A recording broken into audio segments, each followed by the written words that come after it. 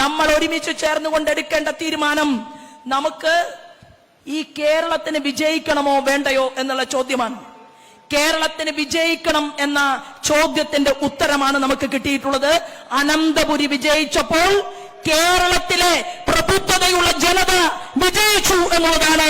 കേന്ദ്രത്തിൽ പ്രധാനമന്ത്രി ഒരു പദ്ധതിയുടെ ഉദ്ഘാടന കർമ്മം നിർവഹിച്ചാൽ ആ പദ്ധതി 1 കൊല്ലം കഴിഞ്ഞാലും 2 കൊല്ലം കഴിഞ്ഞാലും 4 കൊല്ലം കഴിഞ്ഞാലും ഞാൻ നടപ്പിലാക്കില്ല എന്നുള്ള തീരുമാനത്തോടുകൂടി മുന്നോട്ട് പോകുന്ന ഈ മുഖ്യമന്ത്രിക്കും ഭരണകൂടത്തിൽ നിയമസഭയുടെ അകത്തിരിക്കുന്ന പ്രതിപക്ഷത്തിനും ഞാനും നിങ്ങളും കൊടുക്കേണ്ട മറുപടി എന്നുള്ളത് നമ്മൾ കഠിന പ്രയത്നം ചെയ്തുകൊണ്ട് കേരള സംസ്ഥാനത്ത് മുന്നോട്ട് പോയി MLA-മാരെ സൃഷ്ടിക്കുക എന്നുള്ളത്, അക്കൗണ്ട് തുറക്കുക എന്നുള്ളത് അല്ല പ്രധാന പരിപാടി.